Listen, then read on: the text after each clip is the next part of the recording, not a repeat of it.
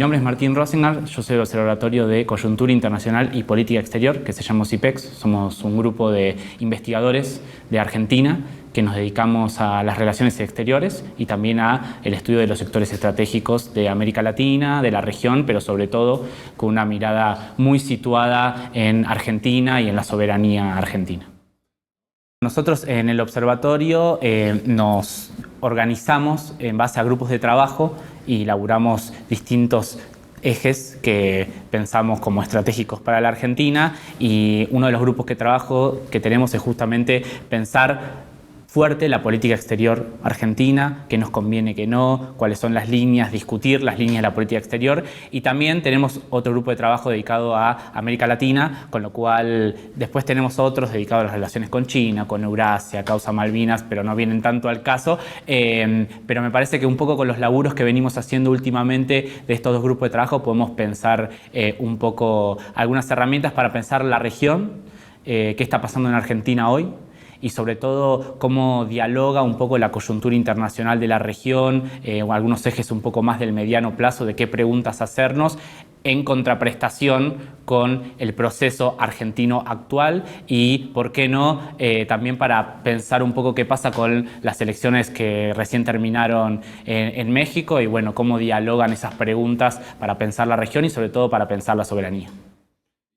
Bueno, siempre las preguntas sobre la política exterior es interesante para ponerlas en diálogo y entender justamente esto de cómo hacemos para que se demuestre o se entienda que juega en el día a día de la vida de las personas, ¿no? Porque muchas veces parecen preguntas amplias, que son abstractas, que refieren a grandes principios y no juega, pero justamente uno de los objetivos del observatorio es, bueno, también entender cómo se juega la política exterior en el día a día de las personas. Y justamente el gobierno de Javier Milei, entre la serie de cambios radicales que propone, uno es romper con toda una serie de principios que tenía la República Argentina, no solo en los gobiernos del principio del 2000, sino históricos de la República Argentina, en base a, por ejemplo, la no interferencia a principios de otros países, la política de siempre promover la paz, que ya viene desde la política exterior de siempre, la no intervención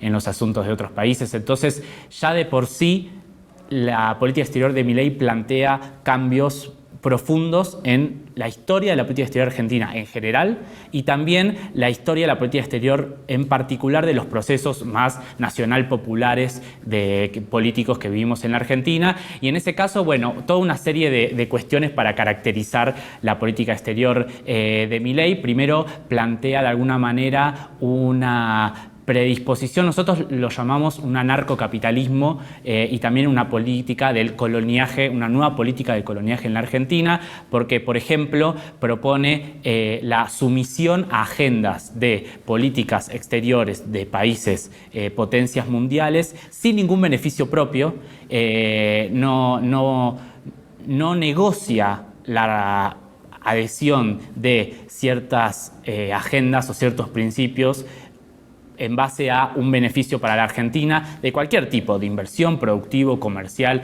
ni hablar en términos soberanos, sino que se adhiere a una agenda internacional sin ningún beneficio. Entonces, eso de por sí es gravísimo, porque en todo caso, si nosotros pensamos la política exterior como una negociación y nosotros entendemos que somos países situados en alguna especie de semiperiferia global, que no estamos ubicados en los centros de poder del mundo, tendría sentido quizá pensar algún tipo de negociación, pero cuando uno adhiere a agendas del exterior sin ningún tipo de negociación, es básicamente una entrega de la soberanía. Eso se muestra claramente, por ejemplo, en la adhesión de agendas militares de algunos países del norte, se demuestra, por ejemplo, en esta fuerte intención de dolarizar la economía argentina, un delirio soberano que además no solucionaría los problemas a largo plazo de la Argentina.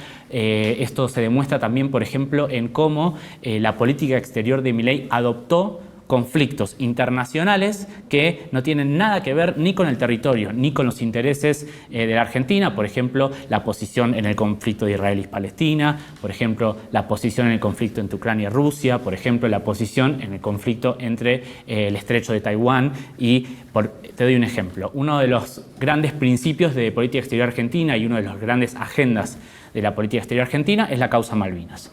De así es que nosotros el principio de no intervención en los asuntos internos entendemos como uno de los puntos claves de la disputa y del reclamo de la República Argentina por la soberanía en las Islas Malvinas y en el territorio que las rodea.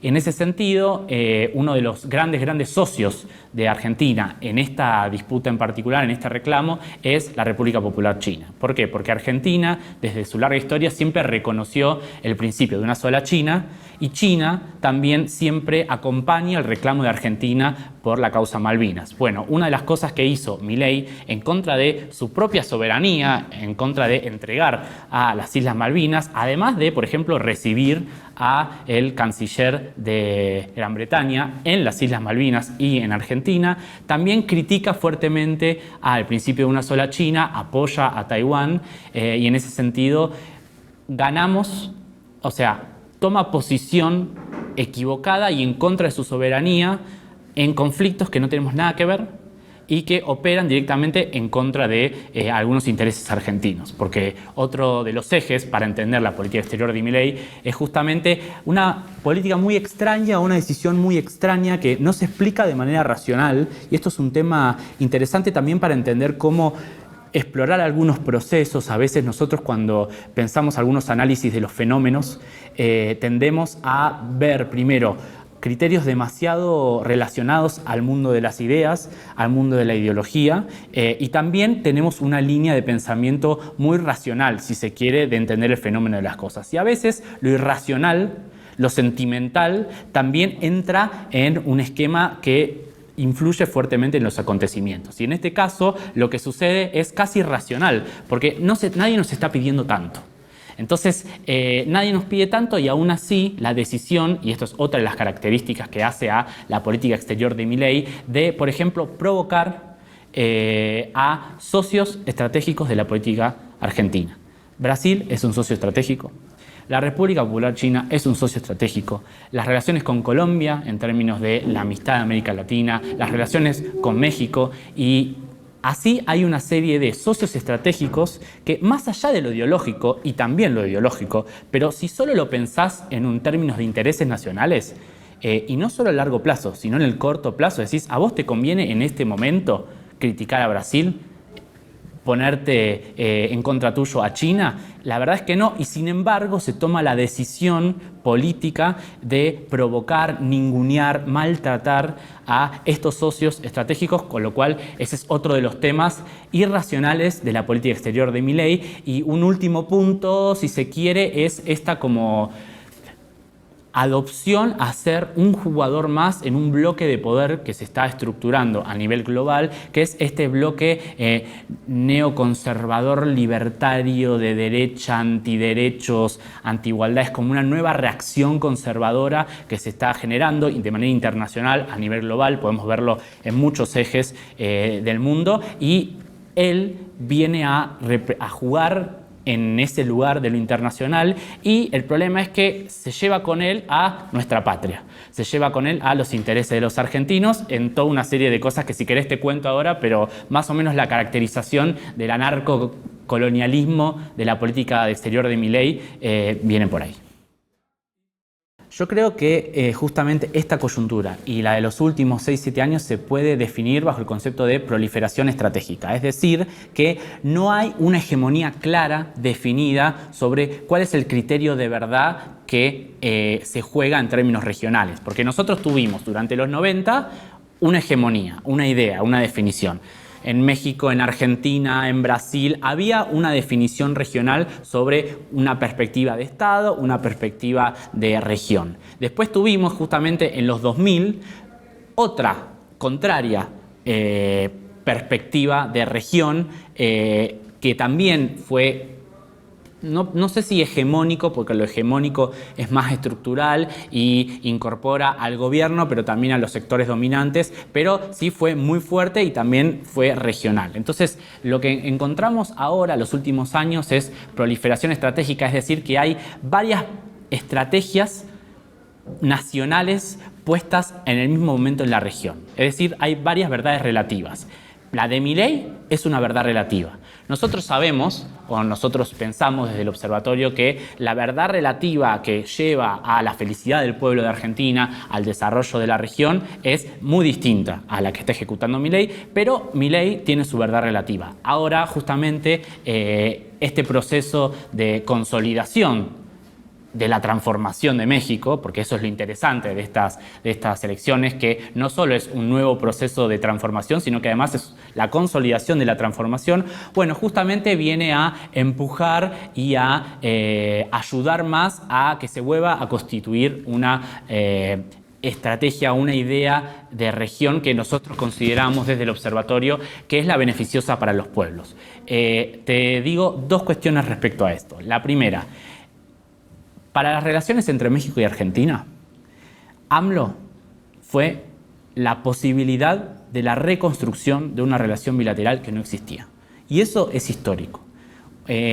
Hasta el momento no había habido un vínculo nación-nación o las posibilidades de generar un vínculo nación-nación como a partir de la llegada de AMLO. Y yo creo que Claudia justamente puede profundizar eso, y eso es muy importante. ¿Por qué? Por la segunda cosa, que es que la integración regional es condición de posibilidad para el desarrollo. Y no tiene que ver solo con una idea, con la idea del progresismo, con la idea de la igualdad de derechos, que también es muy importante, pero porque nosotros también tenemos que poner en cuestión el desarrollo económico y cómo el desarrollo económico genera felicidad del pueblo. Y si nosotros analizamos, por ejemplo, los casos de la Unión Europea antes y ahora, y esto es fundamental para tener en el radar, para pensarlo internacional, el caso de Asia, es que nosotros podemos ver cómo la integración regional, poder encadenar cadenas de valor a partir de una región, poder hacer tratados beneficiosos para la región, es justamente una condición de posibilidad para el desarrollo. Entonces, la perspectiva continental que propone Morena y este proceso, Morena y también los partidos que acompañan a la coalición, podría ayudarnos a darnos cuenta y a poder construir una integración regional como condición de posibilidad del desarrollo, pero también otro de los ejes que para la política exterior argentina son fundamentales y que nosotros analizamos mucho en el observatorio es cómo la soberanía nacional es condición de posibilidad para el desarrollo. Porque no es lo mismo la posibilidad de generar una industria nacional que en contraposición, y esto es una de las cosas que está haciendo Javier Milei, por ejemplo, con el RIGI, que es el nuevo régimen de inversiones, que liberar, dar facilidades tributarias a empresas transnacionales que primaricen la economía, no generen empleo, no generen innovación ni desarrollo ni transferencia tecnológica y ni siquiera tengan la obligación de sostener en el país las divisas que ellos ingresan en cierto periodo de tiempo. Entonces, y eso es política exterior.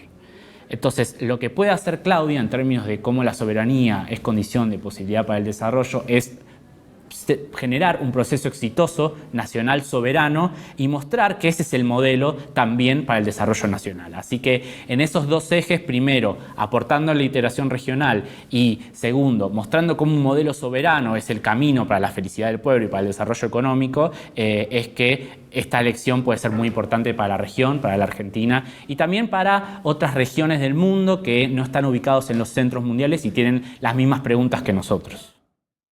Primero, que el contexto de proliferación estratégica que nosotros recién pensábamos para pensar la región es global. O sea, la crisis y la incertidumbre es global y también por eso está tan dinámico el proceso político en la región, porque no somos un ente aislado y justamente la globalización y el grado que llegó la globalización hace que si ya sucedía en el siglo XX que cualquier acción que apareciera en alguna parte del mundo tenía efectos en otra parte del mundo, bueno, ahora que hay mayor comunicación, es más veloz y es más posible, mejor todavía. Entonces es interesante y es importante pensar que la incertidumbre es global.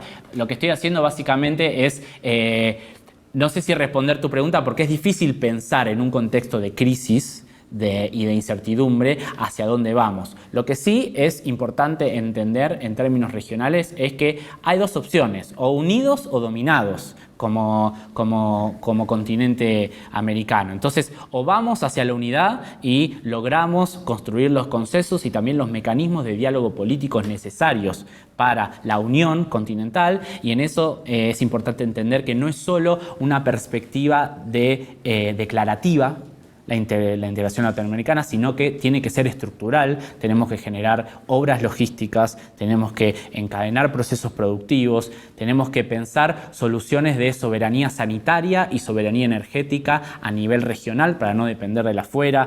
La integración regional tiene que también incluir universidades, gobiernos locales, institutos de investigación. Hay que darle mucho cuerpo a la integración regional y no tiene que ser únicamente que se junten ciertos líderes y declaran la integración regional. Hay que darle carne. ¿Por qué? Porque una cosa que es importante entender justamente en un contexto de incertidumbre es que hay cambios. O sea, la estrategia, vos me preguntás de alguna manera alguna perspectiva de mirada estratégica, pero la única mirada estratégica es la dinámica.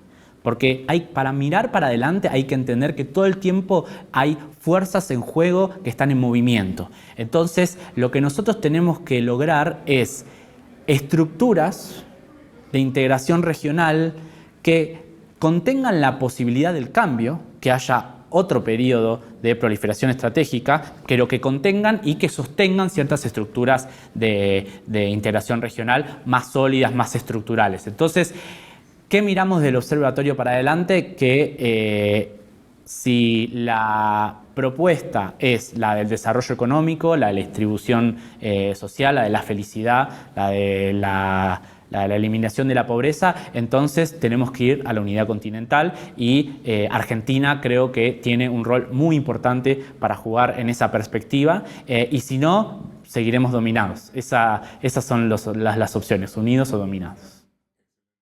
Mi nombre es Martín Rosengart, soy del Observatorio de Coyuntura Internacional y Política Exterior, OSIPEX, y invitamos a ver la 4TV para pensar de qué manera la integración regional puede aportar a la condición de que los países de la región seamos más felices y podamos aportar al desarrollo económico.